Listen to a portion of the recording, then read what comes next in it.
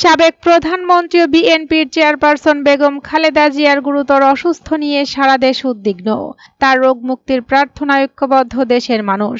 দ্রুত সুস্থতার জন্য দেশবাসীর কাছে দোয়া চেয়েছেন রাষ্ট্রপতি, প্রধান উপদেষ্টা তারেক রহমান, জামায়াত, বিএনপির মহাসচিব সহ সকল ব্যক্তিবর্গ। এই সংকটের মুহূর্তে সবচেয়ে বেশি উদ্বিগ্ন তার পরিবার, বিশেষ করে সন্তান তারেক রহমান। দলটির ভারপ্রাপ্ত চেয়ারম্যান বর্তমানে লন্ডনে অবস্থানরত। মায়ের অসুস্থতায় বিপর্যস্ত হলেও এখনো সরাসরি পাশে থাকার সুযোগ পাচ্ছেন না, যার কারণে সারা দেশে আলোচনায় এখন তারেক রহমান কবে দেশে আসবেন। তবে তারেক রহমান দেশে না আসার নেপথ্যে কিছু কারণ রয়েছে।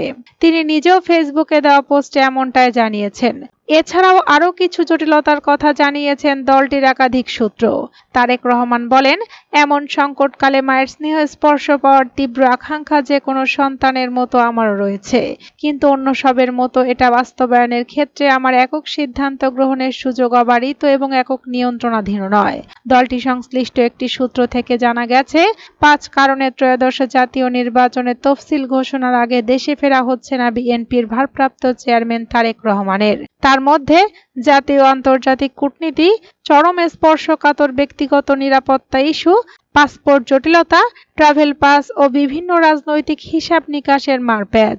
যদিও সাবেক প্রধানমন্ত্রী বিএনপি চেয়ারপারসন খালেদা জিয়া গুরুতর অসুস্থতা নিয়ে রাজধানীর এভারকেয়ার হাসপাতালে চিকিৎসাধীন হওয়ার পর থেকেই দেশের রাজনৈতিক অঙ্গন ও সাধারণের মধ্যে আলোচনা গুঞ্জন শুরু হয় যে কোনো মুহূর্তে দেশে ফিরছেন তারেক রহমান। যদিও মায়ের শারীরিক অবস্থার উন্নতি না হলে তিনি দ্রুতই দেশে ফিরতে পারেন বলে দলীয় সূত্র জানিয়েছেন।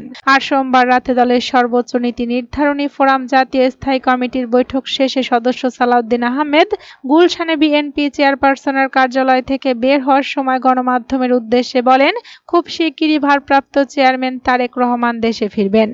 সালাউদ্দিন আহমেদের সর্বশেষ এই বক্তব্যের পরপরই আবার শুরু হয় সামাজিক যোগাযোগ মাধ্যম ছাড়াও বিভিন্ন অনলাইন এবং অন্য গণমাধ্যমে তারেক রহমানের দেশে ফেরার ঝড়। কিন্তু বর্তমান রাজনৈতিক পরিস্থিতি ও হাসপাতালে চিকিৎসাধীন খালেদা জিয়ার শারীরিক পরিস্থিতির উপর নির্ভর করছে তারেকের দেশে প্রত্যাবর্তন বলে জানিয়েছেন দলটির আরেকটি সূত্র। যদিও সাবেক প্রধানমন্ত্রী বিএনপি চেয়ারপারসন খালেদা জিয়ার শারীরিক পরিস্থিতি উন্নত চিকিৎসার জন্য বিদেশ নেওয়ার উপর নির্ভর করছে বিএনপির ভারপ্রাপ্ত চেয়ারম্যান তারেক রহমানের দেশে ফেরা বলে মন্তব্য করেছেন দলটির মহাসচিব মির্জা ফখরুল ইসলাম আলমগীর।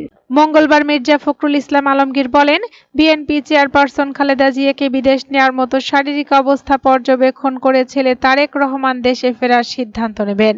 পরিস্থিতি অপরিবর্তিত থাকলে শিগগিরই তিনি দেশে ফিরবেন বলে আশা প্রকাশ করেন। মা খালেদা জিয়াকে যদি তার চিকিৎসায় গঠিত চিকিৎসা বোর্ড বিদেশি চিকিৎসার জন্য অনুমতি দেন, তাহলে যত দ্রুত সম্ভব দেশের সাবেক এই প্রধানমন্ত্রীকে চিকিৎসার জন্য বিদেশে নেওয়া হবে। সেক্ষেত্রে আগের মতো ইউকের লন্ডন ক্লিনিক হসপিটালে নেওয়া হবে বলে বিএনপি সূত্রে জানা গেছে। গেল 23 নভেম্বর রবিবার রাত থেকে সাবেক প্রধানমন্ত্রী বিএনপি চেয়ারপারসন খালেদা জিয়া গুরুতর অসুস্থ হয়ে রাজধানীর এভারকেয়ার হাসপাতালে চিকিৎসাধীন আছেন। এবার খালেদা জিয়া হাসপাতালে যাওয়ার পর থেকে দেশের রাজনৈতিক অঙ্গন থেকে শুরু করে সাধারণ মানুষের মধ্যে আলোচনা গুঞ্জন শুরু হয় অসুস্থ মায়ের পাশে থাকতে কবে দেশে ফিরছেন বিএনপির ভারপ্রাপ্ত চেয়ারম্যান তারেক রহমান।